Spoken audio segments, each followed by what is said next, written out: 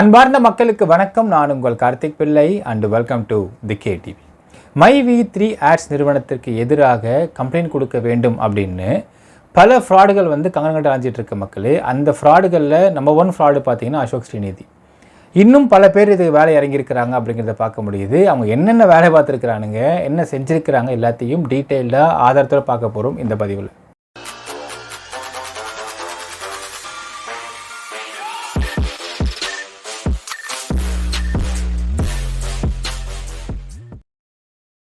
MyV3 ads நிறுவனம், இந்த நிறுவனத்துக்கு எதிராக பார்த்தீங்கன்னா கிட்டத்தட்ட 1 வருஷ காலத்திற்கு மேலாக இந்த கம்பெனி ஸ்கேம் கம்பெனி, மோசடி பண்ணிட்டாங்க, 2000 கோடி மோசடி அப்படிங்கிற ஒரு டேக்லைனோடு வச்சுக்கிட்டு 1 வருஷ காலமாக இந்த புகாரை கொடுத்து ட்விட்டரில் கதறி, ஃபேஸ்புக்கில் கதறி, ஒரே கதறி, யூடியூப்பில் கதறி, இப்படி கதறி பண்ணிக்கிட்டு இருந்த அந்த அசோக் ஸ்ரீநிதி என்கின்ற ஃப்ராடு கிட்ட ஒருத்தர் கேள்வி கேட்டிருக்கார் மக்களே. என்ன கேள்வின்னு பாருங்கள், நான் சைடில் போடுறேன். என்ன வேலை பண்ணுறீங்க ப்ரோ? இது என்ன சொல்லலாம் யாராக இருந்தாலும்? நான் ஜேர்னலிஸ்ட்டாக இருக்கேன், இல்லை நான் பிஸ்னஸ் மேன் பண்ணுறேன், நான் கடை வச்சுருக்கேன், நான் MyV3 பர்ச்சேஸ் பண்ணிட்டு இந்த மாதிரி பிஸ்னஸ் பண்ணுறேன். ஏதாவது ஒன்று straight to the hit to the பாயிண்ட்டாக பேசணும். ஆனால் இவன் பேசுகிற வார்த்தையை பாருங்கள். நீங்கள் எதுவும் வேலை கொடுக்குறீங்களா அப்படி கேட்டிருக்கான். அடுத்து அவர் சொல்கிறாரு, ஐ எம் அ சேல்ஸ்மேன். நீட்டாக சொல்கிறாரு, நீ என்ன வேலை? நான் சேல்ஸ்மேனாக இருக்காங்க, நீங்கள் யுவர் ஜாப் அப்படின்னு கேட்டிருக்காரு. அதுக்கு அவன் போட்டிருக்க வார்த்தை politician, business, social activist, lawyer. இதை பற்றி பேசியே ஆகணும் மக்களே. ஃபர்ஸ்ட் ஆஃப் ஆல், அதாவது ஜாப்னா என்ன அர்த்தம்? நம்ம போய் ஒரு வேலை பார்க்குறோம், நம்ம பணம் கிடைக்கிது, இதுதான் ஜாப், ரைட்டா? இப்போ இதில் சோஷியல் ஆக்டிவிஸ்ட்டை ஃபஸ்ட் எடுத்துக்கலாம். சமூக ஆர்வலர். எனக்கு தெரியல மக்களே, ஒருவேளை தமிழ்நாடு அரசாங்கம் சமூக ஆர்வலராக நீங்கள் பதிவு பண்ணிக்கிட்டிங்கன்னா உங்களுக்கு மாதமாக துட்டு கொடுத்துருக்குதா? எங்கேயா காசு தராங்களா மக்களே? எனக்கு தெரில.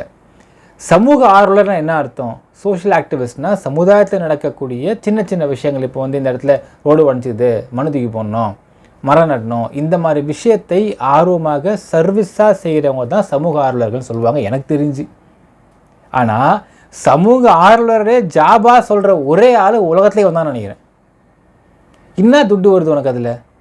அப்போ யாரை ஏமாற்றி காசு வாங்கிட்டு இருக்க? ஐயா நான் 100 மரம் நடுறாங்க ஐயா, காசு கொடுங்க ஏன் கேட்குறேன்? அட்டாச்சு போயிட்டு 100 மரத்துக்கு காசை வாங்கிட்டு 10 கண் மட்டும் நட்டுட்டு 90 கண்ணுக்கு துட்டு பாக்கெட்டில் அமைக்கிறியா? ஏன்னா சந்தேகம் வருது இல்லை மக்களே. ஏன்னா சமூக ஆர்வலர் அப்படிங்கிற வார்த்தையை வச்சுக்கிட்டு அவன் ஜாபுன்னு சொல்கிறான் ஒருத்தன் அப்படின்னா, அவன் என்ன பண்ணுறான்? எப்படி அதை ஜாபுன்னு சொல்ல முடியுது? என்ன பண்ணுவாங்க சமூக ஆர்வலர்கள்? சார் சமுதாயத்தில் மாற்றத்தை ஏற்படுத்தணும் சார், என்னையா பண்ண போகிறீங்க சார்? கோகின் கொண்டு வர போகிறோம் சார், ஃபுல்லாக நாட்டையே பச்சை பசன்னு ஆக்க போகிறோம் சார், நல்ல விஷயம் தானேயா, உங்கள் கான்ட்ரிபியூஷன் தான் பண்ணுறீங்களா சார்?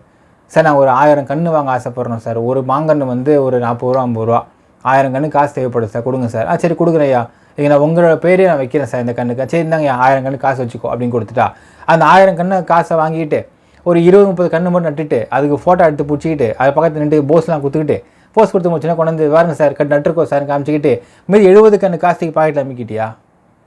இதைத்தான் உன் ஜாப்னு மென்ஷன் பண்ணுறியா அப்படிங்கிற சந்தேகத்தை எழுப்புகிறோம் மக்களே. அதுக்கு பதில் சொல்ல வேண்டும். சோஷியல் ஆக்டிவிஸ்ட் எப்படி ஒரு ஜாப் ஆக முடியும்? வேலை என்றால் அதற்கு வருமானம் என்று ஒன்று இருக்க வேண்டும், அதான் வேலைன்னு சொல்லுவோம். இப்போ இதுக்கு என்ன வருமானம் அவனுக்கு வருது, அதை ஏன் அவன் மென்ஷன் பண்ணி அதை ஜாபுன்னு சொல்கிறான் அப்படிங்கிற சந்தேகத்தை முன்னெழுப்புகிறோம் மக்களே. அது ஃபஸ்ட்டு பாயிண்ட்டு. 2வது பாயிண்ட்டு, அது சூப்பர் பாயிண்ட். இது பொலிட்டீஷியன் எப்படிங்க ஜாப் ஆக முடியும்? ஒரு MLA அப்படின்னா அது வேலைன்னு சொல்லலாம், MP வேலைன்னு சொல்லலாம், இல்லை வார்டு மெம்பரு கவுன்சிலர்லாம் வேலைன்னு சொல்லலாம். ஏன்னா இவங்களாம் மக்கள் பிரதிநிதிகளாக இருக்கிறாங்க. இவங்களுக்கு மாதம் ஒரு சேல்ரி அரசாங்கத்துலேருந்து கொடுக்கப்படும். ஸோ அரசாங்கத்துலேருந்து சேல்ரி கொடுக்கறதுனால அவங்களுடைய மற்ற வேலைகள்லாம் ஒதுக்கி வச்சுட்டு, இல்லை மற்ற ஏதாவது அவங்க பிஸ்னஸ் இருந்தால் பிரச்சனை இல்லை, ஆனால் பிஸ்னஸை மற்றவங்க பார்த்துக்க ஆள் இருக்கும். சப்போஸ் அவங்க வேறு ஏதாவது இடத்துல வேலை பார்க்குறான்னு வச்சுக்கணும் மக்களே. அது நடக்கிறது கிடையாது, பட் நான் லாஜிக் ஒரு எக்ஸாம்பிளுக்கு சொல்கிறேன். சப்போஸ் இந்த கேள்வியை கேட்ட இந்த நபரே சேல்ஸ்மேனாக இருக்காருன்னு போட்டிருக்காரு, இவரே நாளைக்கு MLA ஆகிறாருன்னு வச்சுக்கோங்க அவங்க ஏரியாவில். அப்போது he cannot see the salesman job. அப்போ இந்த சேல்ஸ்மேன் ஜாப்ன்றதை அவர் ரிசைன் பண்ணிட்டு இந்த MLA வேலையை பார்க்கணும். ஸோ மக்கள் கஷ்டங்களையும் மக்கள் பிரச்சனையும் எடுத்து அவர் பார்க்குறப்போ அதற்கு அரசு ஒரு சம்பளம் கொடுத்தா தான் இவர் குடும்பத்தில் பூவா பண்ண முடியும், நேர்மையான MLAவாக இருக்கும் பட்சத்தில். ஸோ அப்போ என்ன பண்ணுவாங்கன்னா அரசில் ஒரு சம்பளம் கொடுக்குறாங்க MLAக்கு. இது ஒரு ஜாபாக இருக்க முடியும். ஏன்னா சம்பளம் தராங்க, நான் வேலை பார்க்குறோம், மக்கள் தேர்ந்துக்கிறாங்கன்ற வேலையாக இருக்க முடியும். பொலிட்டீஷியன் எப்படி வேலையாக இருக்க முடியும்? அப்போது இவன் மாடு செயலாளராக இருக்கிறதுக்கு யாராவது சம்பளம் கொடுத்துருக்குறாங்களா? அவங்களுடைய பிஎம்கேல எவ்வளோ சம்பளம் கொடுத்துட்ருக்குறாங்க மாடு செயலாளருக்கு? அதுக்கான இதை காட்டணும், அதுக்கான ரெசிப்டை காட்டணுமா இல்லையா? ஏன்னா எந்த ஒரு கட்சியிலையுமே ஒரு மாடு செயலாளருக்கு அந்த கட்சி சம்பளம் கொடுக்காது. நீ மாடு செயலாளராக இருக்கிற அப்படின்னா உன்னுடைய ஏரியாவில் வந்து ஒரு கூட்டம் நடத்துறதுக்கோ இல்லை வந்து பொதுக்கூட்டம் பண்ணுறதுக்கோ இல்லை ஏதாவது ஒரு விஷயம் பண்ணுறதுக்கோ நீ தான் வசூல் செய்து கட்சிக்கு பணம் தரணும். இதுதான் எனக்கு தெரிஞ்ச உலக வழக்கமாக இருக்குது, இந்த நாட்டு வழக்கமாக இருக்குது. அப்போ இவன் அதனை ஜாப் என்று சொல்கிறான்னா அப்போது மாடு பதவியை வச்சு அவன் என்னென்ன தப்பு பண்ணிக்கிட்டு இருக்கான், என்ன செஞ்சுக்கிட்டு இருக்கான், என்ன பண்ணிக்கிட்டு இருக்கான் அப்படிங்கிற சந்தேகம் எழுகிறது மக்களே. இது செகண்ட் பாயிண்ட்டு. மூணாவது, லாயர்னு சொல்கிறான். லாயர்னா நீ எந்த கோர்ட்டில் ப்ராக்டிஸ் பண்ணுற, உன்னுடைய என்ரோல்மெண்ட் நம்பர் என்ன பார் கவுன்சிலில், என்ரோல்மெண்ட் நம்பர் சொன்னால் நாங்கள் பார் கவுன்சிலில் போய் தேடி பார்த்துட்டு எந்தெந்த கேஸில் அப்பியராக இருக்குன்னு நாங்கள் சொல்லிடுறோம். சப்போஸ் நீ கேஸில் அப்பியரே ஆகலப்பா, என்ரோல்மெண்ட்டே பண்ணலப்பா, ஆனால் வரவங்கிட்ட வந்து பேசி கீசிக்கு இது பண்ணிக்கிட்டு அவங்க ஏதாவது ஒரு கேஸ் கொண்டு வராங்கன்னா அந்த கேஸை உனக்கு தெரிஞ்ச என்ரோல்மெண்ட் பண்ண லாயர்கிட்ட நீ கொடுத்து நீ கட்டிங் கமிஷன் வாங்கிக்கிற அப்படின்னால் எந்த அடிப்படையில் நீ கட்டிங் கமிஷன் வாங்கிக்கிற, எவ்வளோ வாங்குற, என்ன வாங்குற அப்படிங்கிறத ஐடி டென்ஸை ஃபைல் பண்ணணுமா இல்லையா? அதை கேளுங்கள் மக்களே. லாயர்னா எப்படி நீ லாயர்? ஏதாவது கேஸ்க்கு அப்பியர் ஆகிருக்கியா? இல்லை என்ரோல்மெண்ட் நம்பரை சொல்லு, நாங்கள் பார் கவுன்ஸை கேட்டு எல்லாத்தையும் டீட்டெயில்ஸை வாங்கிக்கிறோம். என்ரோல்மெண்ட் நம்பர் இல்லைன்னா எப்படி லாயர்னு சொல்கிற? உனக்கு எப்படி இதில் வருமானம் வருகிறது? லாயர் அப்படிங்கிற வார்த்தையை வச்சு எப்படி நீ வருமானம் பார்க்குற? You say it's your job, what's your income, எப்படி வருமானம் வருகிறது அப்படிங்கிறத அவன் மென்ஷன் பண்ணி ஆகணும். நான்காவது ஒரு விஷயம் இருக்கிறது, பிஸ்னஸ்ன்னு போட்டிருக்கான். இப்போ எல்லாரும் கேட்குற விஷயம் என்னன்னா, நீ என்ன பிஸ்னஸ் பண்ணுற, என்ன பிஸ்னஸ் பண்ணுற, உன் பிஸ்னஸோடைய கம்பெனி நேம் என்ன, அது எங்கே இருக்குது, எந்த இடத்துல இருக்குது, அது என்ன மேனுஃபேக்சர் பண்ணுது, இல்லை என்ன டீலர்ஷிப்பாக வச்சுருக்கா, டிஸ்ட்ரிபியூட்டராக பண்ணுறியா, என்னத்தை பண்ணுற, வாட் இஸ் தட் பிஸ்னஸ்? அப்போது ஒருத்தன் இவன் பேசுகிறப்போ ஒரு விஷயம் கேட்ட மக்களே, ஒரு விஷயம் வந்து நண்பர்கள் அமைச்சப்போ பார்த்தேன். நான் வந்து பொலிட்டீஷியனு, நான் என்னுடைய வருமானத்தை எல்லாம் கம்பெனியெல்லாம் நான் வெளியே சொல்லணும் அவசியமே இல்லைன்னு சொல்லி பேசியிருக்கேன். நம்ம தெளிவாக சொல்கிறோம், எந்த ஒரு பொலிட்டீஷியனாக ஒருத்தன் இருந்தாலுமோ அவனுக்கு ஒரு எம்எல்ஏ ஆகணும், ஒரு எம்பி ஆகணும், இல்லை கவுன்சிலராக ஆகணுன்ற ஆசை இருக்கும். அதுதான் பொலிட்டீஷியனாக உள்ளே வரான். அப்போ நீ கவுன்சிலர் ஆகிறதுக்கு நீ போனால் கூட உன் அஃபிடவிட்டில் நீ என்ன கம்பெனி வச்சுருக்க, எவ்வளோ கம்பெனி வச்சுருக்க, என்ன மாதிரியான அசெட் வச்சுருக்க, உன்னுடைய அசெட்டுடைய டினாமினேஷன்ஸ் என்னென்ன, எந்த பேங்க் அக்கௌண்ட் வச்சுருக்க, எவ்வளோ வண்டி வச்சுருக்க, வண்டி ரெஜிஸ்ட்ரேஷன் நம்பர்னு எல்லாத்தையுமே அஃபிடவிட்டில் மென்ஷன் பண்ணி ஆகணும். அப்போ அது கூட உனக்கு தெரியல அப்படின்னா you are unfit to be in the politics. இதை ஏன் மென்ஷன் பண்ண சொல்கிறாங்கன்னால், மக்கள் பிரதிநிதியாக வர்றதுக்கு முயற்சி பண்ணக்கூடிய இல்லை ஆர்வம் காட்டக்கூடிய நீ மக்கள்கிட்ட எதையும் மறைக்கக்கூடாது, டிரான்ஸ்பரண்ட்டாக இருக்கணும் அப்படிங்கிற ஒரு இன்டென்ஷனில் கொடுக்கப்படுகின்ற ஒரு முக்கியமான அஃபிடவிட் இது.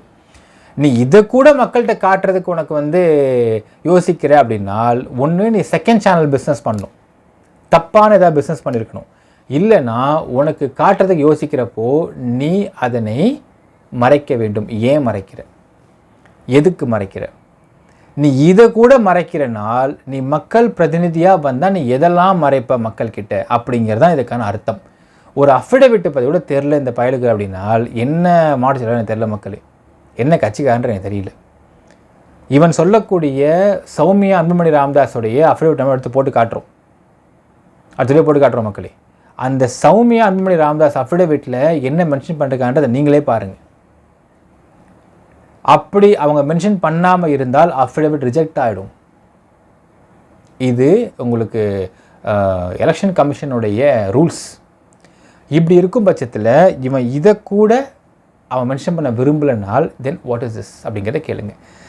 இன்னொரு விஷயம் பார்க்கணும் மக்கள். அதாவது உதாரணத்துக்கு பார்த்தீங்கன்னா, இவன் பிஸ்னஸ்னு போட்டிருக்கான், பொலிட்டிஷியன்னு போட்டிருக்கான், லாயர்னு போட்டிருக்கான், சோஷியல் ஆக்டிவிஸ்ட்னு போட்டிருக்கான். இது எல்லாத்தையும் மிக்ஸ் பண்ணி வச்சு அவன் எப்படி சம்பாதிக்கிறான் அப்படிங்கிறது நமக்கு ஆதாரமாக ஒரு விஷயம் இருக்குது. என்னென்னு பார்த்தீங்கன்னா மக்களே, இவன் வந்து கிட்டத்தட்ட ஒரு வருஷ காலமாக தொடர்ந்து அவன் போடக்கூடிய விஷயங்கள் பார்த்தீங்கன்னா, நான் வந்து மைவி3 ஆட்ஸ் ஃபேக்கு ஸ்கேம்னு போட்டிருக்கான் பார்த்தீங்களா. இதனை இவன் போட்ட ஒரு பதிவுக்கு ஒரு நபர், இட் ஹேப்பன்ட் ஆன் May 4, 2024, ஒரு பதிவுக்கு ஒரு நபர் வந்து ரிப்ளை போடுறார், கமெண்ட் போடுறார் இவன் பதிவுக்கு ஃபேஸ்புக்கில். என்ன போடுறாருன்னா, பல லட்சம் மக்கள் பொழப்ப கெடுக்கிறை, நீ உன் ஃபேமிலி நல்லாவே இருக்க மாட்டீங்க. மக்கள் சாபம் சும்மா விடாது ஸ்ரீநிதி. மக்களுக்கு பணம் கொடுக்குறாங்க, மாதம் கரெக்டாக வருது, அப்புறம் ஏன் உனக்கு வலிக்குது? நீ நல்லது செய்ய நினைத்தால் கம்பெனி ஆரம்பித்து நல்லது செய். நீ ஆண்மகனாக இருந்தால் உன் திட்டங்களை மக்களுக்கு கொடு. அதை விட்டுட்டு நல்லா போகிற கம்பெனியை இப்படி பண்ணுற உனக்கு கடவுள் தண்டனை கொடுப்பாருன்னு சொல்லிட்டு ஒரு பதிவு போட்டிருக்காங்க, ஒரு கமெண்ட் போட்டிருக்காங்க மக்களே. உண்மையாலுமே நான் இதுவரையில் இந்த மாதிரி ஒரு நபரை பார்த்ததே இல்லை மக்களே. அசோக் ஸ்ரீநிதி மாதிரி ஒரு ஃப்ராட் இதுக்கு நான் லைஃப்பில் கிராஸ் பண்ணதே கிடையாது. ஏன்னா இதில் ஃப்ராடுன்னு ஏன் சொல்கிறேன்னா, ஒரு படத்தை வடிவேல் சொல்வார், எப்பா சும்மாவே இருக்கிறது சும்மா இல்லைப்பான்னு சொல்வார். உண்மையாக நான் பார்த்து நான் தெரிஞ்சுக்கிட்டேன் அந்த விஷயத்தை. இவ்வளவு வேலை வெட்டி இல்லாமல் ஒருத்தன் இருக்கிறான் அப்படிங்கிறதே நான் நிஜமாக பார்த்து தெரிஞ்சுக்கிட்டேன். ஒரு ஃபேஸ்புக்கில் ஒருத்தவங்க போடுற கமெண்ட்டை பார்த்து அவங்களுடைய ப்ரொஃபைலுக்குள்ளே போய் அந்த ப்ரொஃபைல் என்னன்றதை செக் பண்ணி அவங்க ப்ரொஃபைலை ஃபுல்லாக நோண்டி அதிலிருந்து ஒருத்தவங்க ஃப்ரெண்ட்ஸஸ்லாம் பார்த்து அதில் ஒருத்தவர் ஒரு நம்பர் போட்டிருக்காரு. அவர் நம்பரை அந்த நம்பருக்கு ஃபோன் போட்டு இந்த நம்பருடைய பேரை கேட்டு அந்த நம்பரை வாங்கி அவருக்கு ஃபோன் போட்டு எப்படி கம்ப்ளைண்ட் கொடுக்க மிரட்டுறான் அப்படிங்கிற ஆடியோவை நீங்களே பாருங்க மக்களே. நான் வழக்கு பதிவு செய்யலைங்களே, நான் புகார் கொடுத்ததுக்கு எனக்கு வழக்கு பதிவு செய்யலைங்களே. சரிங்க. இல்லை இப்போ எல்லாமே அசோக் ஸ்ரீநிதினால தான் புகார் கொடுத்துருக்காரு, அவர் தான் இது பண்ணிட்டு இருக்காங்க அப்படின்னு தானே போயிட்டு இருக்குதுங்க. இல்லைங்க, நான் புகார் கொடுத்துருக்குறேங்க. ஆனா என் புகாருக்கு எஃப்ஐஆர் போடலைங்களே.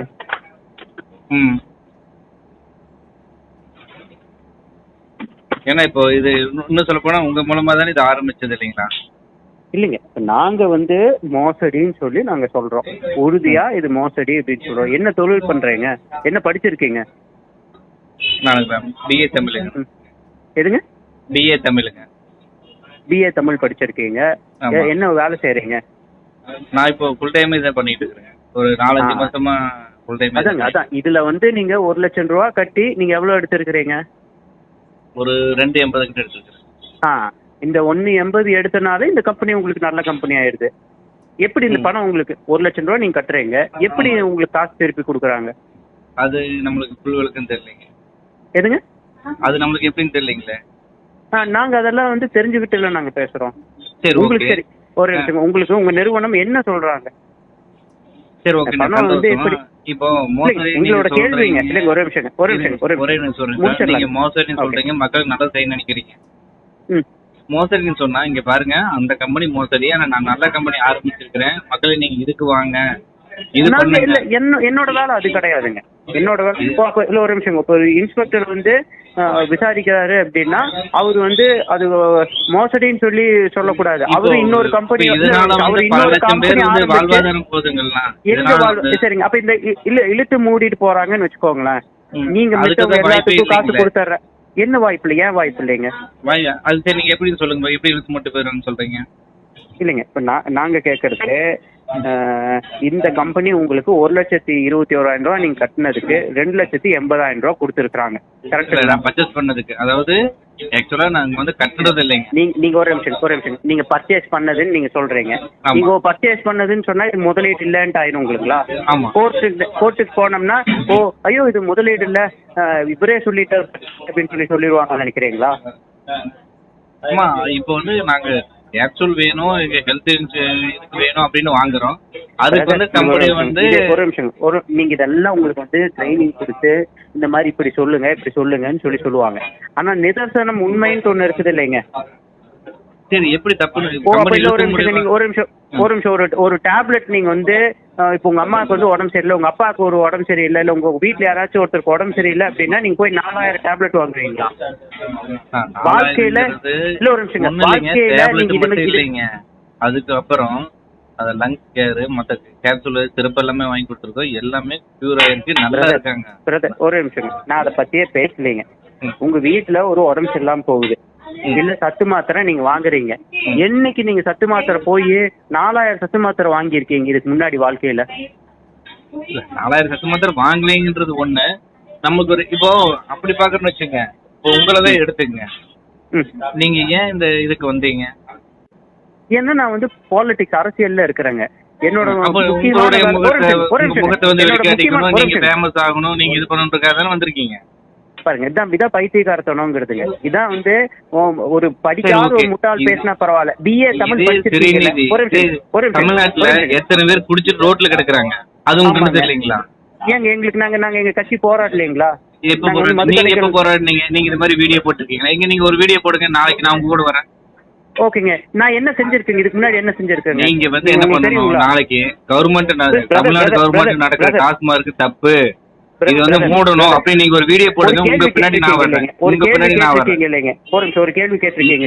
இன்னைக்கு போடணும், நீங்க பழசால விட்டுருங்க. ஒரு கேள்வி கேட்டிருக்கீங்கல்ல, விதண்டாவாதம் பேசணும்னா உங்களோட எங்களுக்கு விதண்டாவாதம் பேச தெரியுங்க. நான் விதண்டாவதுக்கு வரலைங்க. நீங்க என்ன சரி, ஒரு கொலை நடக்குது, ஒருத்தன் வந்து அதை விசாரிக்கிறதுக்கு வரான். உடனே அங்க ஒரு கொலை நடக்குது, அதை விசாரிக்கிறாம இதுக்கு வந்துட்டு அப்படின்னு சொன்னோம்னா அப்ப நம்ம இதை விட்டுட்டு அந்த கொலைக்கு போயிடணுங்களா? அப்புறம் அவன் சொல்லுவான், ஒருத்தர் மட்டும் ஏன் டார்கெட் பண்ணி நம்ம இது பிரதர், உங்களுக்கு பேசிக்ஸ் புரியுதா இல்லீங்களா? இந்த மாதிரி அப்படி மக்களுக்கு நல்லது நினைக்கிறது எல்லா விதத்திலும் நல்லது நினைக்கணும்ல. அதுதான் பிரதர், ஒரு மோசடி நடக்குது. ஓகேங்களா? இப்ப நீங்க சொல்றீங்க மைவித்ரியாஜ் வந்து சொல்றீங்க அங்க வந்து இன்னொரு கம்பெனி மோசடி பண்ணிட்டு இருக்கேன். அந்த கம்பெனிக்கு கியூநெட்னு எடுத்துக்கலாம். அந்த கியூநெட்டுக்கு நான் போறேன். அந்த கியூநெட் என்ன சொல்றேன், அங்க ஹெச்பி நடந்துட்டு இருக்குது, அவனை போய் பாரு. அப்ப நான் அந்த கியூநெட்டை விட்டு ஹெச்பிக்கு போயிடுவேன். ஹெச்பி சொல்லுவான் அந்த பண்ண முடியாதுங்க பிரதர். அப்ப நீங்க ஏன் பிரதர் ஒரு நிமிஷம், நீங்க இந்த மைவித்ரியாஜ், நான் அதே கேள்வி உங்ககிட்ட கேட்கறேன், ஏன் மைவித்ரியாஜ் மட்டும் பண்றீங்க? நீங்க எஸ்பிஓவும் பண்ண வேண்டியதானுங்க. ஏன் நீங்க வந்து ஏன் இது ராயலா பண்ணல? ஏன் இது எல்லாமே தெரியல, நீங்க அதெல்லாம் எடுத்து ஏன் ஆப்போசிட்ல இருக்கல? அதுதான். அப்போ ஒரு மோசடி எடுத்தோம்னா அது செய்யறதுக்கே ஒரு வருஷம் ஆயிரும். இது முடிச்சதுக்கு தெரியுது. ஆமாங்க, இதெல்லாம் தெரியுது. இதெல்லாம் மூடிட்டே போயிட்டான். நீங்க நல்லா கொடுத்துட்டு இருக்கிறதுல மட்டும் நீங்க இது பண்ணிட்டு இருக்கீங்க. ஏன் மூடிட்டு போயிட்டாங்க, அது போய் தரங்க பார்க்கலாம். முடிச்சீங்களா? கேள்வி முடிச்சீங்களா? இன்னும் இருக்குதுங்க. மண்டை உடைக்கிற மாதிரி இல்ல, ஒரு நிமிஷம். மண்டை உடைக்கிற மாதிரி சொல்றோம்ல. பிஎஸ்சில இருந்துச்சுல்ல, பிஎஸ்சிஎல் எதுங்க? ஐஎஃப்எஸ் இருந்துச்சு, ஏகப்பட்டது இருந்துச்சுங்க. ஏன் நீங்க அதெல்லாம் ஸ்டெப் எடுக்காம இதுக்கு மட்டும் வர்றீங்க? அதுதான் பிரதர், என்னைக்காச்சும் ஒண்ணுக்கு முற்றுகை பண்ணணும் இல்லைங்க, ஒண்ணு தடுக்கணும் இல்லைங்க. 25 வருஷமாச்சுங்க இந்த சட்டம் வந்து. 25 வருஷத்துல லட்ச கம்பெனி வந்து லட்சம் பேர்த்த ஏமாத்திட்டு, கோடி பேர்த்த ஏமாத்திட்டு போயிட்டாங்க. அப்ப இது நடந்துட்டே இருக்கட்டும். நான் ஒரு ஆதாரம் கொடுக்குறேன், நீங்க செய்றீங்களா? நான் ஒரு ஆதாரம் கொடுக்குறேங்க. எங்க அண்ணன் வீட்டுல, எங்க அண்ணன் ஒரு நிமிஷம், கியூநெட் இல்ல, ஹெச்பி இல்ல, இந்த மாதிரி எங்கிட்ட வந்து கொத்திட்டு இருக்கிற அத்தனை கேசஸ் எங்க இருக்குதுங்க. எல்லாம் எடுத்து நடத்த முடியாதுங்க. நீங்க இப்ப மைவித்ரியாஜ் நாங்க மோசடின்னு சொல்றோம், ஓகேங்களாங்க? அந்த ஒரு மோசடி கம்பெனிக்கே நாங்க இவ்வளவு போராட வேண்டி இருக்குதுன்னா அப்ப இத்தனை கம்பெனிக்கு நாங்க எவ்வளவு போராடுறோம்? உங்களுக்கு வந்து இப்ப நான் வாங்கிட்டு இருக்கிற நான் சொல்றேன், ஆனா நீங்க வந்து உள்ள நீங்க ஐடி போட்டிருக்கீங்களா ப்ரோ? பிரதர், ஐடி போடணும்னு அவசியம் கிடையாதுங்க. இது எங்க ஐடி போட்டு பணம் வரலன்னு சொன்னீங்கன்னா நீங்க சட்டம் தெரியுமா? நான் சட்டம் படிச்சிருக்கேன், நான் எல்எல்பி படிச்சிருக்கேன், எல்எல்எம் படிச்சிருக்கேங்க. அப்போ நீங்க படிச்ச சட்டத்துல வந்து டாஸ்மார்க்ல அழியது பத்தி கவலை இல்ல, எஸ்பி இது பண்ற பத்தி கவலை இல்ல, மைவேத்திரி வளர வேண்டியது இதோ வளர வேண்டியதுங்க. அப்ப இந்த சட்டத்துல வந்து என்ன சொல்லியிருக்கான், நீ வந்து கம்ப்ளைண்ட் கொடுக்குறீங்கன்னா உடனடியாக எல்லா கம்பெனி மேலே கம்ப்ளைண்ட் கொடுத்து எல்லாத்தையும் மூட போராடணும்னு சட்டம் சொல்லி இருக்குதுங்களா? எங்க இப்ப கோர்ட் தீர்ப்பாயிருக்கு, சாத்தியம் இருக்குங்களா? ஒரு நிமிஷம், ஒரே நிமிஷம். கோர்ட் வந்து தீர்ப்பாயிருக்கு பிஎஸ்சிஎல் பணத்தை வந்து திருப்பி கொடுக்கணும் அப்படின்னு. நீங்க அதுக்கு சப்போர்ட் பண்ணலாம்ல? இல்ல, ஒரு நிமிஷம். போன வருஷம் நாங்க 6 மோசடி வெளிக்கொண்டு வந்து 6 கம்பெனிகள்ல நாங்க வந்து காசு லீகலா வந்து சட்ட ரீதியா மக்களுக்கு வாங்கி கொடுத்துருக்கோம். இப்ப இந்த நீங்க சொல்ற மாதிரி இப்ப ஒரே நிமிஷம் இப்ப நான் ஒண்ணு கேக்குறேன். நீங்க சொன்னீங்களே ஏதோ ஒரு கம்பெனி, அந்த கம்பெனிக்கு எதிராக போராட போறேன். உடனே அவன் என்ன சொல்றான், ஏன் என் கம்பெனிக்கு வரேன், நீ வேற ஏதாவது கம்பெனிக்கு போறேன்னா அதை விட்டு இன்னொரு கம்பெனிக்கு போயிடணுங்களா? இல்ல, படிச்ச ஆள் தானே நீங்க. நீங்க சொல்றீங்க ஓகேங்க ப்ரோ. இப்போ கம்பெனியே விட்டுருங்க, கவர்மெண்ட் தான் டாஸ்மார்க் நடத்துது. ஆமாங்க. உங்க கட்சி வந்து அதுக்குண்டான கொள்கைக்கு உண்டானது தானே? ஆமாங்க. நீங்க அத பத்தி ஒரு வீடியோ போடுறதுல டெய்லி ஒரு அப்டேட் பண்றீங்க. வீடியோ போட்டுருக்கீங்க. எத்தனை நீங்க இன்னைக்கு போடுங்க. இன்னைக்கு மதுவிலக்கு பத்தி ஏங்க எத்தனை டைம் நாங்க வீடியோ போட்டாச்சு, எத்தனை ஆர்ப்பாட்டம் பண்ணியாச்சு. நீங்க சொல்றீங்க இல்லைங்க ரம்மிக்கு. நாளைக்கு நான் உங்க கூட வரேன். நாளைக்கு நான் உங்க கூட வரேன். இன்னைக்கு நீங்க போடுங்க, அந்த வீடியோ போடுங்க. நாளைக்கு நான் உங்க கூட வரேன். அறிவு இருக்கா, அறிவு இல்லாம முட்டாள் மாதிரி பேச போறீங்களா? நாங்க சொல்றோம், ஒரு வருஷத்துக்கு முன்னாடியே ரம்மிக்கு எதிராக நாங்க ஆர்ப்பாட்டம் பண்ணியாச்சு, மிகப்பெரிய போராட்டம் பண்ணியாச்சு, நாங்க கேஸ் போட்டிருக்கோம், கேஸ் நடத்திட்டு இருக்கிறோம் சொல்றோம். அப்புறம் திருப்பி போய் இன்னைக்கு வீடியோ போடுனா என்ன உங்களுக்கு என்ன அறிவு? நீங்க போடுறது எனக்கு வரலையே. சாமிக்கு அனுப்பிச்சு விட்டாதான் வந்து நாங்க பண்ணிட்டு இருக்கோம். என்ன பைத்தியகாரத்தனம் இதுங்க? சாமி நாங்க கம்மி பைத்தியக்காரவே நீங்க நல்லா தான் தெளிவா இருக்கீங்க. ஆமா நாங்க தெளிவா இருக்கிறோங்க. அப்ப டாஸ்மார்க் போராடுங்க, இதை விட்டுருங்க அப்படின்னா நீங்க ஓகே. பைத்தியகாரத்தனமா பேசுறீங்க. டாஸ்மார்க்ங்கிறது ஆல்கஹாலுங்க. ஆல்கஹால் ட்ரக்ஸுக்கு எதிராக தொடர்ந்து நாங்க போராடிட்டு இருக்கோம். எங்க கட்சி 40 வருஷமா போராடிட்டு இருக்கிறோங்க. அப்ப 40 வருஷமா ஒண்ணும் பண்ணல, இப்படி ஏதாவது பேசிட்டே தான் இருக்கிறீங்க. ஆயிரக்கணக்கான 3000 ஹைவேஸ்ல இருக்கிற டாஸ்மார்க் மூட்டது நாங்க தான், பாட்டாளி மக்கள் கட்சி தான். உங்களுக்கு ஏதாவது விவரம் இருக்குதா? ப்ரோ சும்மா பைத்தியகாரத்தனமா என்ன நிமிஷம் என்ன படிப்பு உங்களுக்கு என்ன நாலேஜ் வந்துருக்குது? படிப்புனால நீங்க மூடிட்டு போறேன்னு சொல்றீங்கல்ல, எனக்கு வந்து மாசமான 50,000 வந்துட்டு இருந்துச்சு. நீங்க கொடுங்க, நான் உங்க கூட வரேன். எதுக்காக உங்களுக்கு நான் கொடுக்கணுங்க? தகுதியே இல்லாத உங்ககிட்ட கீழே தேர்ற ஆளு காசு புடிங்கி உங்களுக்கு கொடுக்குறாங்க. எதுக்கு நான் வந்து உங்களுக்கு அதை பண்ண கொடுக்கணுங்க? நீங்க நல்ல கம்பெனி ஆரம்பிங்க, நான் உங்க பின்னாடி வரேன். நான் எதுக்கு ஒரு நான் கம்பெனி ஆரம்பிக்கணும்? இன்ஸ்பெக்டர் போய் கேளுங்க. இன்ஸ்பெக்டர் நீங்க வந்து எனக்கு இந்த கம்பெனி மூடிட்டீங்க, நீங்க ஒரு கம்பெனி தொடங்க, நான் உங்க பின்னாடி வந்துக்கிறேன். பைத்தியாரம் தான் இதெல்லாம் பேசுவான். சரி, நீங்க நல்லவனா இருந்தா பரவாயில்லைங்க, ரொம்ப நன்றிங்க. இந்த பைத்தியாரத்தனமா போட்டீங்கன்னா நாங்க கம்ப்ளைண்ட் கொடுப்போம். இப்பதான் ஒரு எஃப்ஐஆர் போட்டிருக்கிறோம். இன்னொரு எஃப்ஐஆர் உங்க மேல போட வைக்கணும்னா நாங்க அதையும் பண்றது தயார். சரிங்க. இல்ல நீங்க தான் பேசுறீங்க, நீங்க தான் என்னை வந்து பைத்தியக்காரன் பேசிருக்கீங்க. ஆமா பைத்தியக்காரன் பேசிருக்கோங்க. நீங்க வந்து நாங்க வந்து அதை பண்ணிருக்கோம் அப்படின்னு சொல்லிட்டு நாங்க கம்ப்ளைண்ட் கொடுக்கட்டுங்களா? ப்ரோ எனக்கு கம்பெனி பணம் கொடுத்துட்டு இருக்குதுங்க, பிரச்சனை இல்லாம இருக்குது. நீங்க அதை எடுத்ததுனால நான் உங்களுக்கு போட்டுருக்கேங்க. என்ன நாங்க சட்ட ரீதியா தான் இருக்கிறோம், உங்களை சட்ட ரீதியா தான் நாங்க இருக்கிறோம். சரிங்க. உங்களை மாதிரி வந்து இந்த மாதிரி கீழ்த்தனமா வந்து பேசிட்டு இது பண்ணிட்டு இருக்கிறோங்களா? இப்போ நான் என்ன செய்யணுங்கிறீங்க? அந்த கமெண்ட் ரிமூவ் பண்ணணுங்கிறீங்க? நீங்க கமெண்ட் இல்ல, நாங்க சட்ட ரீதியா எடுக்கட்டுங்களா, நடவடிக்கை எடுக்கட்டுங்களா? உங்க ஐடி எங்க கிட்ட இருக்குது. இந்த பட் சட்டத்துப்படி நீங்க சொல்றீங்க கம்பெனி நல்ல கம்பெனி, இதுக்கு ஒரு முடிவு சொல்லுங்க, அதை நான் ஒத்துக்கிறேன். ஐடி வந்து எடுக்கறாங்கன்னா அது தப்பு தானுங்க ப்ரோ. பிரதர் நீங்க தான் Facebookல போட்டிருக்கீங்க, நான் போட கிடையாது. Facebookல நீங்க தான் போட்டிருக்கீங்க, ஓகேங்களா? உங்க ஐடி உங்க இதெல்லாம் இவ்வளவு நான் தினம் சம்பாதிச்சுக்க நீங்க தான் போட்டிருக்கீங்க. நான் ஒரு கேள்வி கேட்கறேன். உங்க நிறுவனம் நல்ல நிறுவனம் நீங்க சொல்றீங்க, ஓகே ரைட். நான் சொல்றேன் மோசடின்னு சொல்லிட்டு இது இப்ப கேஸ் நடந்துட்டு இருக்கு. இந்த கேஸ்ல வந்து BUDS act, banning of unregulated deposit scheme ஆக்ட்னு சொல்லிட்டு ஒரு சட்டத்துல உங்களுக்கு வந்து வழக்கு பதிவு செஞ்சிருக்காங்க. அதுல செக்ஷன் 18F என்ன சொல்லுது அப்படின்னா, இதுல நீங்க இப்ப இன்வெஸ்ட் பண்ணிருக்கீங்க, 1 லட்சம் ரூபாய் இன்வெஸ்ட் பண்ணிருக்கீங்க, பொருள் வாங்கிருக்கீங்க, நீங்க எப்படி வேணாலும் வச்சுக்கோங்க. அந்த 1,21,000 ரூபாய் போக மீதி நீங்க என்ன சம்பாதிச்சிருக்கீங்களோ அதை வந்து கோர்ட்ல கட்ட வைக்க முடியும். நான் இது நடவடிக்கை எடுக்கட்டுங்களா? உறுதியா நீங்க ஓகே அப்படின்னு நீங்க சொல்லிட்டீங்கன்னா, இது மோசடியா நிறுவனம் இருந்துச்சுன்னா நீங்க கட்டினது எல்லாத்தையும் நான் நீங்க வாங்கின எல்லாத்தையுமே நான் கோர்ட்ல கட்ட வைப்பேன், ஓகேங்களா? இல்ல இது கட்ட வைக்கணும்னு ஏன் நான் கட்டணும்? எனக்கு வந்து கம்பெனி கிஃப்ட் கொடுத்ததுக்கு நான் வாங்கியிருக்கேன், அது ஏன் நீங்க கட்ட வைக்கிறீங்க? இது நீங்க இப்படி சொல்றீங்க, ஆனா கோர்ட்ல ஜட்ஜுன்னு ஒருத்தர் இருக்கிறாருங்க. ஜட்ஜு வந்து நீங்க வாங்கியிருக்கீங்க, பொருள் வாங்கியிருக்கீங்க அப்படிங்கறதெல்லாம் அவங்க ஏத்துக்க மாட்டாங்க, இந்த சட்டத்துல உறுதியா ஏத்துக்க மாட்டாங்க, ஓகேங்களா? இடி இதுக்கு முன்னாடி ஒரு கேஸ்ல தெல்ல தெளிவா சொல்லி இருக்குது, 300 ரூபாய்க்கு ஒரு பொருளை வந்து 10% வாங்கி அது 100% விற்க முடியாது. உங்க கம்பெனி 3% ஒரு பொருளை 300 ரூபாய்க்கு வாங்கி 30,000 ரூபாய்க்கு வித்துட்டு இருக்கிறாங்க, ஓகேங்களாங்க? அது சாத்தியம் கிடையாது.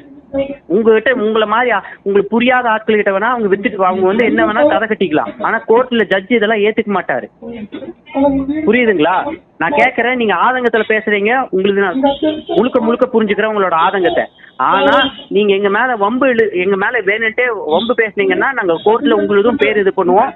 செக்ஷன் 18F படி உங்களுக்கு யாராவது சர்டிபிகேட் இருக்காருன்னா இது அப்படியே ரெக்கார்ட் பண்ணி காமிங்க, அவர் சொல்றாரு இப்படி சொல்றாரு சொல்லுங்க. ரெக்கார்ட் பண்ற அளவுக்கு நான் அந்த அளவுக்கு போலீங்க பிரதர். நான் என்ன சொல்றேன்னா எங்களுக்கு வந்து அமௌண்ட் வந்து இது வரைக்கும் அந்த பிரச்சனை தான் போயிட்டு இருக்கு. திருப்பியும் அமௌண்ட் வந்துட்டு இருக்குது. நான் தான் சொல்றேன், நீங்க கீழே ஆள் சேர்த்து விடுறீங்களா, அந்த காசை தான் புடிங்கி உங்களுக்கு கொடுத்துட்டு இருக்காங்க.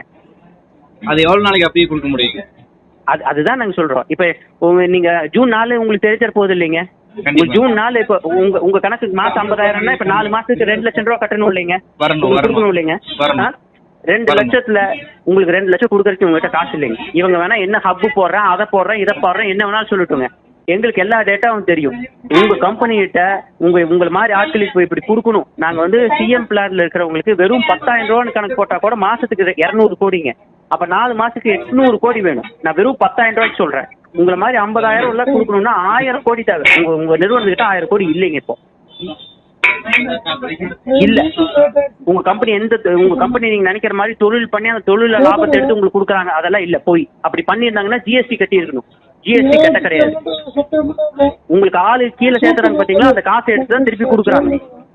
நான் புகார் மட்டும்தான் கொடுத்தேன். வழக்கு போட்டிருக்கிறது வந்து காவல்துறையே சுவமோட்டோவா தன்னிச்சையா வந்து வழக்கு போட்டிருக்காங்க. காவல்துறை அந்த கேஸ் அப்படியே இருக்கு. காவல்துறை அத்தனை அதிகாரிகளுக்கும் தெரியுது மோசடின்ட்டு. ஜிஎஸ்டி, சிஜிஎஸ்டி எல்லா அதிகாரிகளுக்கும் தெரியுது மோசடின்னு. நீங்க சொல்றது நான் ஏற்கிறேன். ஜூன் 4 வரைக்கும் நம்ம பார்ப்போம். பணம் வந்துருச்சுன்னா மறுபடியும் நான் உங்களை கான்டாக்ட் பண்றேன். ஓகேங்களா? 2 லட்சம் வந்துருச்சுன்னு ஜூன் 10 உங்களுக்கு பேமெண்ட் போடுறேன்னு இருக்காங்க. 2 லட்சம் வரலைன்னா என்ன பண்றீங்க நீங்க சொல்லுங்க. நான் நீங்க சொல்றதை அப்செட் பண்ணிக்கிறேன். இது நான் நீங்களும் வச்சுக்கலாங்களா? ஜூன் 10ஆம் தேதி உங்களுக்கு 2 லட்சம் ரூபா வரணும். கரெக்டுங்களா கணக்கு? கண்டிப்பா. 2 லட்சமா எவ்வளவு வரணுங்க? 50,000 எவ்வளவு எடுத்துட்டீங்க மாசம்? எனக்கு 39,000 ரூபா வருங்க மாசம். எவ்வளோங்க? 39ங்க. 39,000னா அப்ப வந்து கிட்டத்தட்ட உங்களுக்கு வந்து 1,56 வரணும். கரெக்டுங்களா? ஓகேங்க ப்ரோ. நான் சொல்றது கரெக்டுங்களா? ஜூன் 10ஆம் தேதி உங்களுக்கு 1,56 கொடுக்கறதுக்கு வாய்ப்பே இல்லை. மேக்ஸிமம் 10,000 15,000 இல்ல 20,000 போட போறாங்க. அதை தவிர்த்து உங்க கம்பெனி கிட்ட காசு இல்லைங்கிறேன் நானு.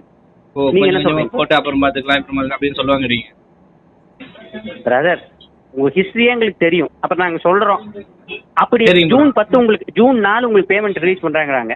நான் சொல்ல ஜூன் 10 மட்டும் நம்ம வச்சுக்குவோம். 1,56 உங்களுக்கு வந்து கொடுக்கல அப்படின்னா நீங்க என்ன பண்ணலாம்னு சொல்றீங்க? நான் உங்ககிட்ட வரேங்க. நான் உங்களுக்கே கால் பண்றேன். கால் பண்ணி என்ன பிரயோஜனங்க? அடுத்து நீங்க சொல்றது வந்து உண்மை நான் நினைக்கிறேங்க. நீங்க சொல்றது ஓகே. ஓ அப்ப நீங்க சாமிக்காக தான் நான் வாழ்ந்துட்டு இருக்குன்னு நினைக்கிறீங்களா? இல்லைங்க ப்ரோ. நம்மளும் ஒரு எதை எடுத்தவன் கவுத்தான் முடிவு பண்ண முடியாது. ஏன்னா நாங்க இத்தனை நாளா அனுபவிச்சிட்டோம். கரெக்டா வந்துட்டு இருந்துச்சு மாசம். ஒரு மோசடி எந்த மோசடினாலும் எடுத்துக்கோங்க. 3 வருஷம் 4 வருஷத்துக்கு எந்த ஒரு கம்ப்ளைண்ட் கூட வராது. அதுக்கப்புறம் அவன் மூடிட்டு போகும்போது தான் கம்ப்ளைண்ட் கொட்டுன்னு கொட்டும். இதுதான் 25 வருஷம் நடந்துட்டு இருக்குது. 25 வருஷம். நான் ஜூன் 10 உங்களுக்கு நான் கூப்பிடுறேன். அல்ல அது என்ன நீங்க சொல்லிருங்க. அப்படி கொடுக்கலன்னா என்ன சொல்றீங்க? கம்ப்ளைண்ட் கொடுக்கறதுக்கு நீங்க தயாருங்களா? இப்ப நீங்க சொல்லிருக்கீங்க பாருங்க. என்னதுங்க? நான் உங்களுக்கு வரேங்க. கண்டிப்பா நீங்க அந்த டைம் முடிவெடுங்க. அந்த டைம் நம்ம 2 பேரும் பேசுவோம். அந்த டைம் என்ன சுச்சுவேஷன் அதுக்கேற்ற மாதிரி முடிவு எடுக்கலாம். தப்பு கிடையாது. பாருங்க சுச்சுவேஷன் இப்ப அதுக்குள்ள சுச்சுவேஷனு அது எதுன்னு சொல்லி ஒரு ஸ்டாண்ட்ல உங்க கம்பெனி மேல உங்களுக்கே நம்பிக்கை இல்லைங்கிறது நம்பிக்கை இருந்ததுனாலதான் எனக்கு ஆதங்கலாம் இல்லைங்க. எனக்கு 100% நம்பிக்கையோட நான் பேசுறேன். உங்களுக்கு 100% நம்பிக்கையோட இருந்துச்சுன்னா எனக்கு இருந்தாலும் நீங்க சொல்றீங்க பாத்தீங்களா வராதுன்னு சொன்னீங்க இல்லையா? அதுவே நம்ம ஜூன் 10 நம்ம டீல் பண்ணிருக்கோம். நானே உங்களுக்கு கால் பண்றேன். என்னோட கேள்வி உங்களுக்கு புரிஞ்சுதுங்களா? நான் 100% நம்பிக்கையோட ஜூன் 4 உங்களுக்கு சொல்லியிருக்காங்க. நான் தள்ளி வச்சு ஜூன் 10க்கே சொல்றேன். உங்களுக்கு வர வேண்டிய 1,39,000 வராது அப்படின்னு நான் உறுதியா சொல்றேன். 1,56,000 வந்துரும். எனக்கு நம்பிக்கை இருக்குது. 100% நம்பிக்கை இருக்குதுங்களா? நம்பிக்கை அதுக்கு நம்பிக்கை. அப்ப நீங்க வந்து சொல்லுங்களேன். அப்படி இல்லைன்னா நான் கம்ப்ளைண்ட் கொடுக்கற தயார். நீங்க என்ன சொன்னாலும் தயார்னு சொல்லுங்களேன். ஜூன் 10 1,56,000 ரூபாய் எனக்கு வரலன்னா நீங்க என்ன சொன்னாலும் தயார். கம்ப்ளைண்ட் கொடுக்கற தயார்னு சொல்லுங்க. எதுங்க? கண்டிப்பா வந்துருங்க. நினைக்கிறேன். சரி கண்டிப்பா வரும்னு சொல்றீங்க இல்லைங்க? அது சொல்றதுக்கு உங்களுக்கு பயம் இருக்குது. அதுக்கப்புறம் நானே உங்களுக்கு வரணும்னு சொல்றேங்க. நானே சொல்றது இல்ல. நான் கம்ப்ளைண்ட் கொடுக்கற தயார். சரி நீங்க எனக்கு அந்த டைம் சப்போர்ட் பண்ணுங்க. நான் சப்போர்ட் பண்றது செகண்டரி தூக்கி வைங்க. நீங்க வந்து சொல்லுங்க இது நான் வந்து தயாரா இருக்கிறேன் அப்படின்னு நீங்க சொல்லுங்க. ப்ரோ வராம இருந்தா தானே இப்ப எப்படி திடீர்னு எப்படி கன்ஃபார்ம் இது மோசடி சொல்றாரு. ஒரு நிமிஷம் உறுதியா நீங்க வரும் நம்புறீங்கல்ல? ஆமா. அப்புறம் ஏன் இதை சொல்றதுக்கு பயப்படுறீங்க? அதுதான் நான் போவே தேவையில்லைங்கிற வருன்னு தான் சொல்றேங்க. கம்ப்ளைண்ட்டுக்கே போதாவில்ல வருங்கிறேன். பிரதர் நான் எவ்வளவு உறுதியா சொல்றேன். நான் உறுதியா சொல்லிட்டு அப்படி இல்லைங்கிற பட்சத்துல நீங்க வாங்கன்னு கேட்கறேன். உங்களுக்கு அந்த மாதிரி கேட்கறதுக்கு ஏன் உங்களுக்கு தோண மாட்டேங்குதுங்க? ஏன்னா உங்களுக்கே வந்து நம்பிக்கை இல்லை. சரி ஓகே ரைட். உங்களுக்கு 1,15,000 ரூபா வந்திருக்குது. அதுல இருந்து 2,80,000 ரூபா உங்களுக்கு கொடுத்துருக்காங்க. இந்த 2 லட்சத்தை உங்களுக்கு அதிகமா கொடுத்தது எப்படி கொடுத்தாங்க சொல்லுங்க? அது ஒவ்வொரு கம்பெனியும் தன்னுடைய பிசினஸ் செக்டருக்கு வந்து வெளில சொல்ல மாட்டாங்கல்ல ப்ரோ. அப்படி எல்லாம் கிடையாது. இந்த அளவுக்கு தான் உங்களுக்கு நாலேஜ் இருக்கு. எந்த நிறுவனமா இருந்தாலும் நாங்க இந்த சீக்ரெட்டுங்கன்னா எதுல சீக்ரெட் வைக்க முடியும்னா இப்போ எப்படி இங்க KFCன்னு வச்சிருக்கான். அவன் எப்படி உற்பத்தி செய்யறாங்கிறதுல சீக்ரெட் வைக்கலாம். நான் எப்படி தொழில் செய்யறாங்கிறதுல சீக்ரெட் வைக்க முடியாது. இல்ல பைத்தியக்காரங்க தான் இப்படி வந்து உங்களை மாதிரி தொழில் என்னன்னே தெரியாதவங்க தான் அவங்க கிட்ட தான் இந்த மாதிரி வந்து அந்த மாதிரி கேனத்தனமான இதெல்லாம் சொல்லிட்டு இருப்பா. அப்படிலாம் சொல்ல முடியாது. நீங்க ரெக்கார்டிக்கலா கவர்மெண்ட்டுக்கு காமிக்கணும், இந்த பொருள் தான் உள்ள வருது, இவ்வளோக்கு நான் வந்து வாங்குறேன், இவ்வளோ நான் வந்து இதுல மாத்தி செய்யறேன், இப்படி நான் விற்கிறேன், இதுதான் என்னோட லாபம், இதுக்கு நான் ஜிஎஸ்டி நான் கவர்மெண்ட்டுக்கு இவ்வளோ கட்டுறேன் எல்லாமே மக்கள்கிட்ட சரி கவர்மெண்ட் கிட்ட சொல்லணும். நீங்க நினைக்கிற மாதிரி இப்படி நான் வந்து சொல்ல மாட்டேன் அதான் சீக்ரெட் எல்லாம் சொல்ல முடியாது. எங்கிட்ட சொல்ல தேவையில்லை, கவர்மெண்ட் சொல்லிருப்பாங்க தானே, விட்டு வச்சிருக்காங்க. ஒரே நிமிஷங்க, கவர்மெண்ட் விட்டு எல்லாம் வைக்கலைங்க. கவர்மெண்ட்டுக்கு ஏன் ஜிஎஸ்டி பல்வேறு ஜிஎஸ்டி ஆரம்பிச்சிருக்காங்க, ஏன் ஒரு நல்ல நிறுவனத்துக்கு ஒரு ஜிஎஸ்டி இருக்குது, உங்க நிறுவனத்துக்கு மட்டும் நூற்றுக்கணக்கான ஜிஎஸ்டி இருக்குது?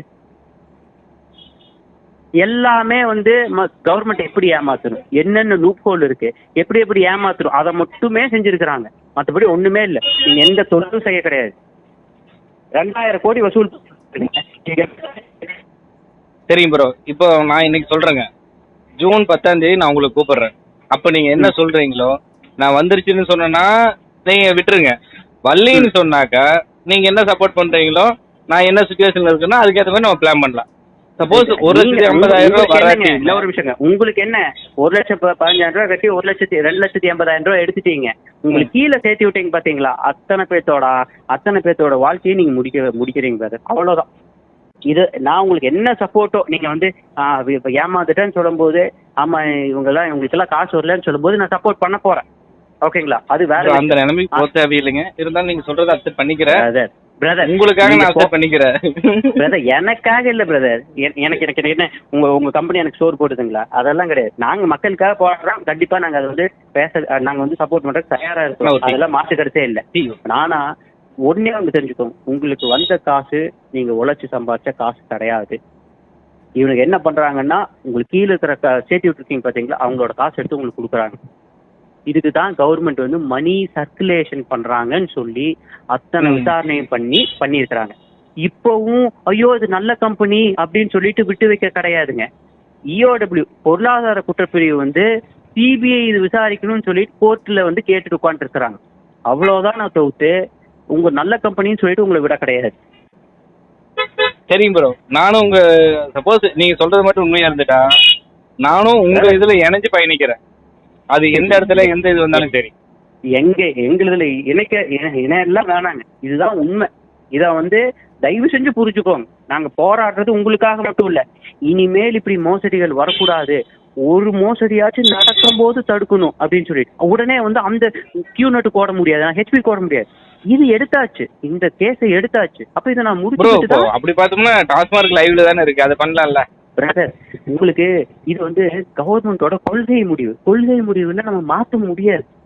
கொஞ்சமாச்சும் நீங்க புரிஞ்சுக்கணும். இது பைத்தியக்காரங்க. நான் அப்படி சொல்ல வரல, நீங்க டாஸ்மார்க் ஒளின்னு சொல்ல வேண்டாம், கள்ளுக்கடை திறன்னு சொல்லி இது பண்ணலாம்ல பிரதர். இதெல்லாம் நம்ம கொள்கை முடிவு வேற. ஒரு அரசியல்வாதியா நான் ஒரு மாவட்ட செயலாளர் நாங்க எடுக்க வேண்டிய ஸ்டெப்பு வேற.